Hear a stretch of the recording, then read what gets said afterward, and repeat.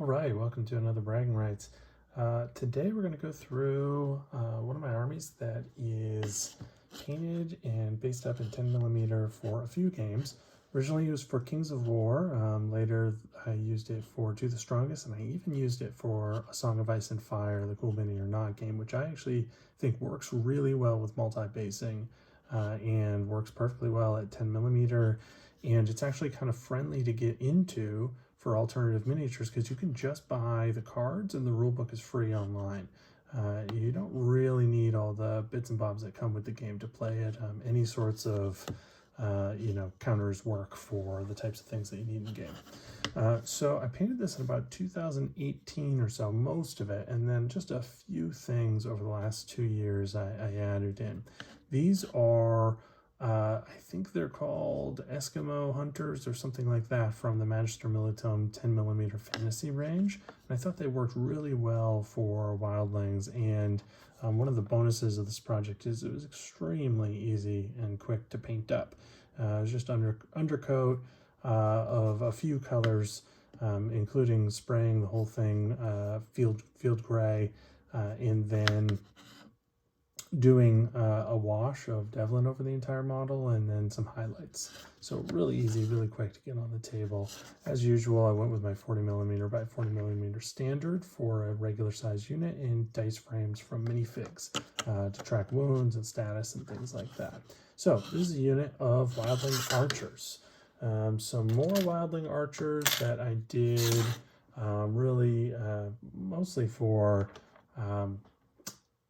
To the Strongest. These are light infantry units that are smaller. And again, I went with my standard 40 by 20 per element and 80 by 20 for the entire unit.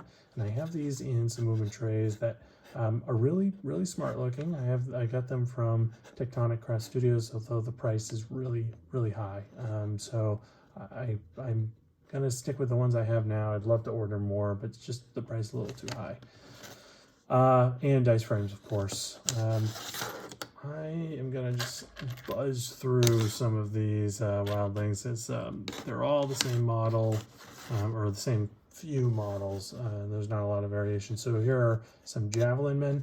I use these as like javelins. Okay, easy enough. We have a little more variety coming. We have here a full unit of Wildling warriors. Most of these have swords, but I did mix in some command models, some guys with javelin as well. In Kings of War, and I also added some cork to have some rough ground here, kind of permafrost areas. I didn't want to go with snow because I tend to not like doing snow on bases unless I have paired armies that both have snow, just because the look of the table when one army brought snow with them and the other didn't is just a little weird for me. But here's a Warriors unit for the Strongest, and actually, funny enough, I think they're called Foot Warriors in Kings of War as well for the historic base infantry unit. These can't be used for A Song of Ice and Fire the way I play, because I play A Song of Ice and Fire with the standard unit size being this 40 by 40. So it doesn't quite work for that game for me. So this is just for those other two games. I suppose in a pinch you could use these in Hail Caesar as well, but I've got no need to. I've got so many Hail Caesar armies. Here's a unit of just two giants. I can split them off if I ever want to have individual model giants, like in the A Song of Ice and Fire miniatures game, that would be individual. In Kings of War, that'd be individual. But in To the Strongest, I would have these together. This would be something like a small, like it'd have the rules of a small unit of, veteran elephants or something like that. Something with a decent save that's scary in combat that doesn't move all that fast. Certainly not as fast as cavalry.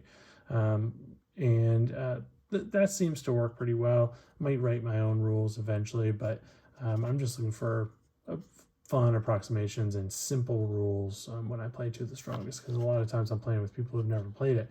It is one of those games that you can just teach somebody while you're playing and have a really great game, because it is very obvious for a lot of the things, very instinctual or intuitive, I guess I'd say. Here are some bears. These bears are actually for Song of Ice and Fire, where one of the options you can upgrade units with is with a single bear model that runs around. I also can field them as a unit of something, you know, like Billmen. A small unit of Billmen would be, I think, appropriate for To the Strongest.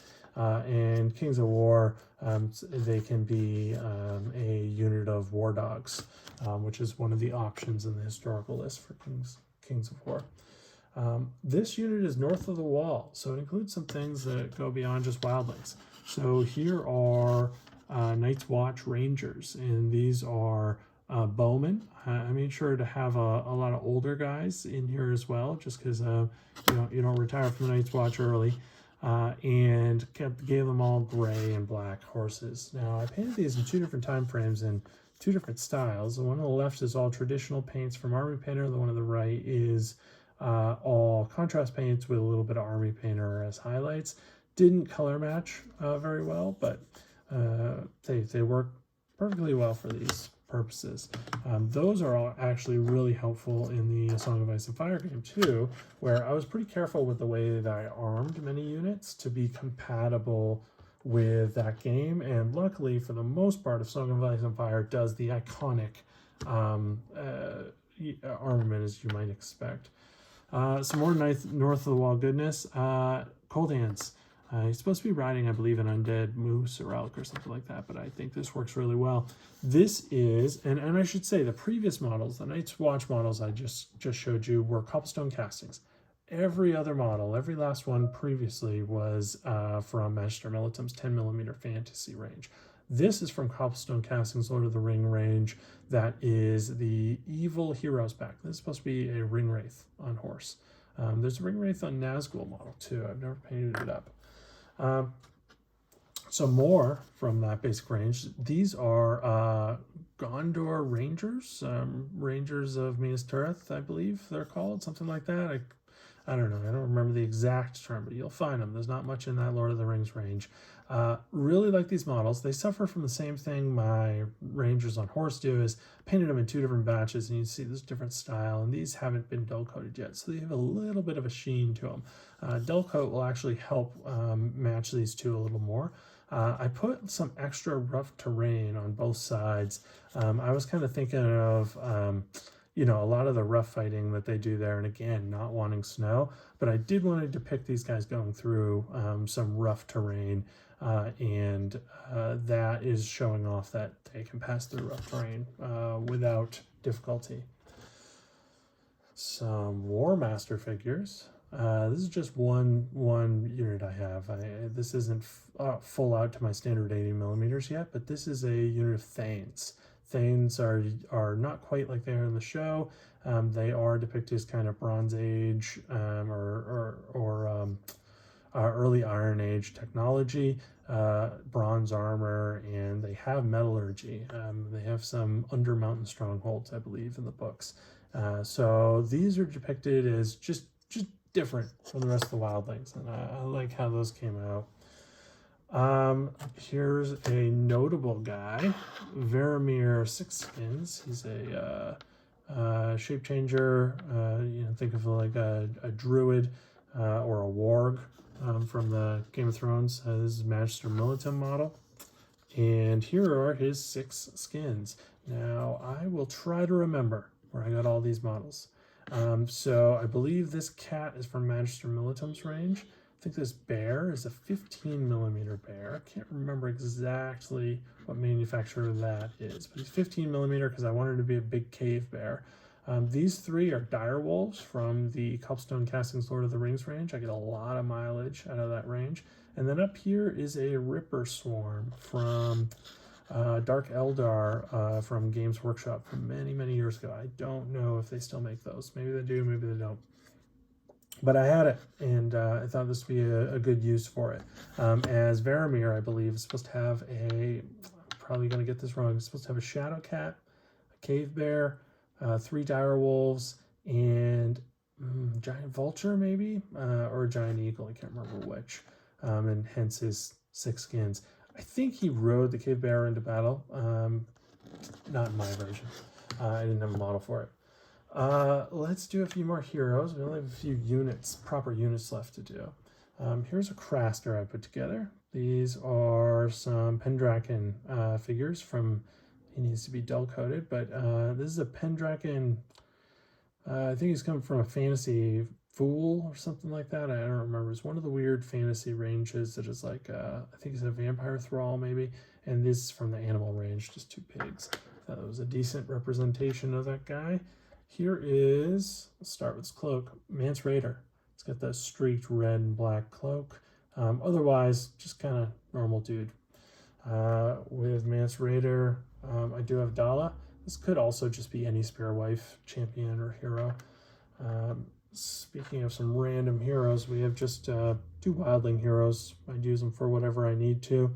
They could be markers for something, they could be named characters, or they could just be a hero model. That I like to use hero models sometimes in To the Strongest instead of just a token. Here's Tormund, Giant's Bane, one of my favorite characters, certainly from the show. I liked him from the books, but liked him quite a bit from the television show. I made him comically orange beard just so he stands out. And this model is, oh, what is this model? This model is from Cobblestone Casting. I'm trying to think of who it's supposed to represent. I forget. I think he might be one of the evil men. I'm forgetting the name of some of the evil tribes of like kind of primitive humans that sided with Saruman. I think he comes from that. Can't really remember though, honestly.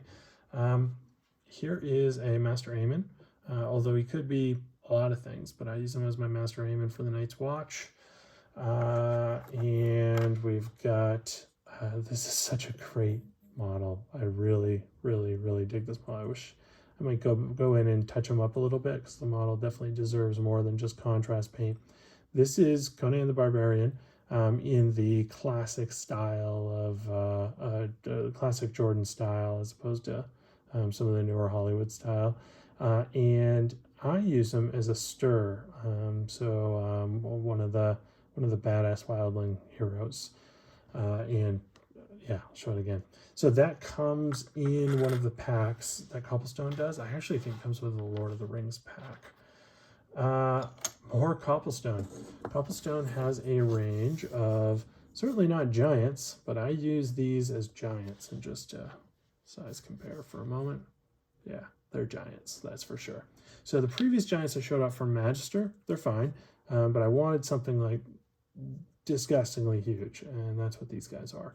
So these are 28mm prehistory Neanderthal models, if I remember correctly. I think these are Cobblestone, and these were sold for, I think there was an Osprey kind of prehistory skirmish game. Getting some of this wrong, I'm sure, but these are big, bulky 28mm frames. I thought they worked really well for giants, for this figure range of 10mm. So I've got a unit of them, and To the Strongest, I just take a unit of escorted Indian elephants, make them veteran, and then give them two-handed weapons. Just really nasty, but a little bit dangerous to your own side too, but a really nasty unit to throw in the face of somebody in To the Strongest. I just showed this guy, so I'll show him again. Ghost is a Cobblestone. They're both Cobblestone Casting. This is an Aragorn model from Cobblestone Casting, and I thought it was a really great Jon Snow. So I painted him in his Night's Watch uniform, and then he's got a little, you can kind of see the little white pommel here for his sword. I'm going to forget the name of it. I think it's Longclaw. The Mormont blade that was had the hilt reworked for a direwolf. So that's Jon's sword here. 2 more units. We have a couple of giants, and these are quite smaller than those Cobblestone ones I just showed off. A couple of giants on Mammoths. Again, same basic rules in the game. I'd use them as veteran Indian elephants, something like that. And these models, I believe, are from a 10mm Ogre Kickstarter. Didn't really love the level of detail on these. They're almost nurgly in their level of detail, but they fit the army decently well, and they were cheap. I just bought a couple of them. They work fine for that. And the final unit for this army, and I really liked putting this little diorama piece together. And I should mention, most of these models are for my Battle of the Bastards army set.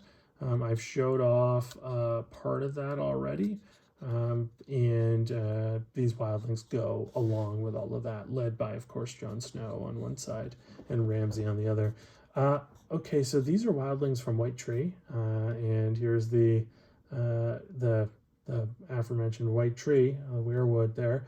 That is a Pendraken Treekin model, and then I took a lot of Hobbyland Scenics autumn tufts or autumn foliage clumps and glued them one layer at a time on there. Nowadays I would use hot glue, but back then I was using Elmer's for this sort of thing, and then watered down Elmer's put over it so it didn't frizz too much. And then those same Magister Militum Eskimo warriors around there, armed with javelins and spears and swords.